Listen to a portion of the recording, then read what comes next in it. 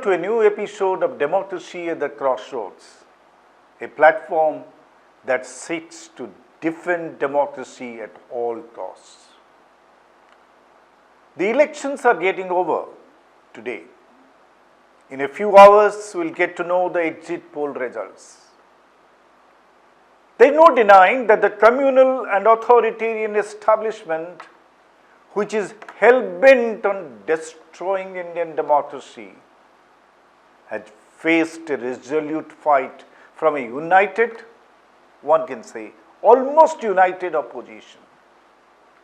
But will this effort succeed? Though there was a big question mark over the opposition alliance before the election process began, it appears things began to change on the ground as the election drew near. As late as March this year, no one in the rational sense could imagine that Modi's BJP could be challenged effectively, let alone defeated. Even a die-hard supporter of Congress, Samajwadi Party, TMC or any other constituent of the India group possibly believed it was an impossible task, whatever be their statement for public consumption. It was a done deal for Modi. This was the budge all around. The discussion was only about the number, whether the NDA would cross the 400 mark, as the Prime Minister and other BJP leaders claimed. हमारी सरकार का तीसरा कार्यकाल भी बहुत दूर नहीं है। ज्यादा से ज्यादा 100-125 दिन बाकी है और अब की बार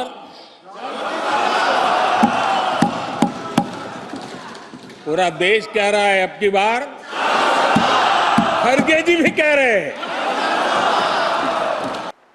But after the first phase of elections on April 19, it began to be seen that not everything was hunky-dory for the BJP. Perhaps the first phase of exit poll result reached the BJP leadership.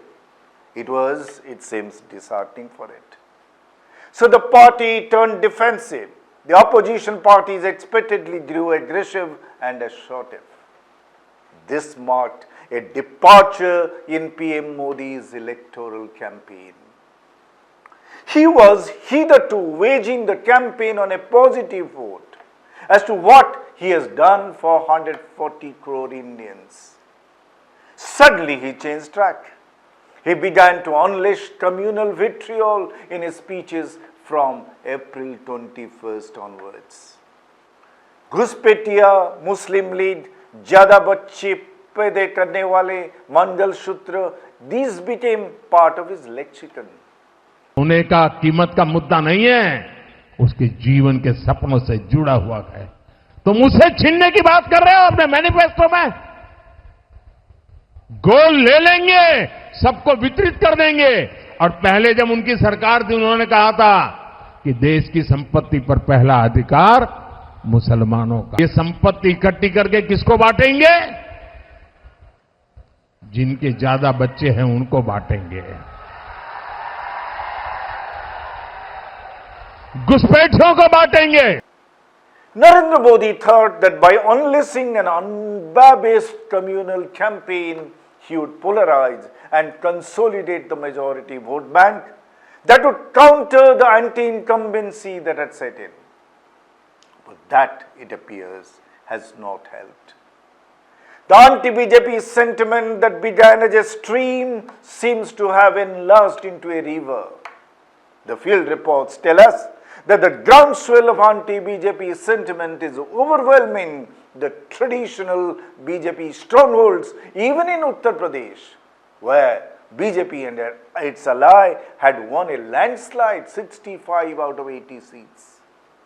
There are reports that even the redoubtable Smriti Irani might be defeated in Amethi by Kishori Lal Sharma, a small-time party worker of the Congress. But what is indeed startling in some ground reports is this. It's just not the anti-BJP vote, it has now boiled down to anti-Modi vote. Narendra Modi himself is in the dock, no less. The anti-Modi sentiment, it seems, had gathered momentum. Speculations arrive.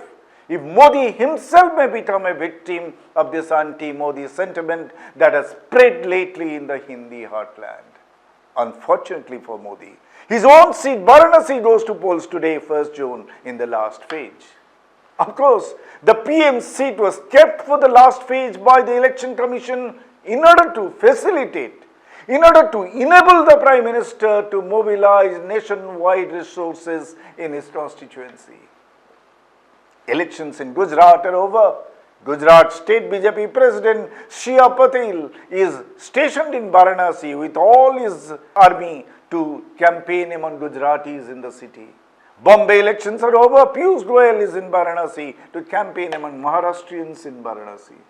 And dozens of other ministers whose state elections are over have made Varanasi their campaign station. The Home Minister Amit Shah has descended in Varanasi to take complete charge of the constituency that will elect the party's icon, the party's foremost leader. Even PM Modi hasn't just wanted to leave it to others. He has now stationed himself in Kanyakumari for 48 hours during the crucial silence period when political campaigns are prohibited. The smart politician that he is, Narendra Modi hit upon this clever plan to do the electoral campaign without speaking a word. His choreographed images in saffron clothes and in meditative poses from the Vivekananda Rock Memorial are being transmitted to devout Hindus among the voters. It's an effective election campaign without speaking a word. It may be a violation of the model code of conduct in spirit, if not in letter, but he knows the election commission is in the ruling party's payroll. So nothing would happen to him even as the opposition parties cry foul. With all such structural support system for the ruling party and all the impediments in the way of the opposition parties, it's clearly an uneven contest, to say the least. Still, there is a feeling that the people are not taking it lying down. We told by some journalists on the street that a silent reaction against the BJP has built up. We will get to know on June 4 if the undercurrent will be strong enough, if it will succeed in completely overturning, in upsetting the BJP's apple cart, or it will just cause a minor dent to the large Modi Armageddon. And the bigger question is, what will happen to Varanasi? Some reports tell us what is just incredible, that anti-Modi sentiment is so strong that Modi himself might lose his seat in Varanasi. But that's difficult to believe. After all, Varanasi is a city known for its deep Hindu cultural and religious tradition. A city where the communal sensibilities have been deeply ingrained systematically by the saffron forces in the last 10 years. That's why it's difficult to believe that the high priest of the Hindu majoritarian campaign can be defeated in Varanasi in this election. But it's possible that there may be some shock in store for PM Modi and the BJP on June 4 with regard to the victory margin. The BJP's boast is that the victory margin in Varanasi will go up this time. Narendra Modi had defeated Arvind Kejriwal of Aam Aadmi Party in 2014 by a margin of 3.72 lakh votes. In 2019, PM Modi defeated Shalini Jadhav of Samajwadi Party by 4.7 lakh votes. The BJP claims that the vote margin of PM Modi will cross 6 lakh this time. This boast will be somewhat punctured if Ajay Rai of the Congress, the joint candidate of the India group, succeeds in bringing down the victory margin of the Prime Minister to below 2 lakh mark. Let's wait for June 4 to know if Modi Mania has taken a back seat or it has got a leg up during this election. we all are eagerly looking forward to the D-Day of our democracy.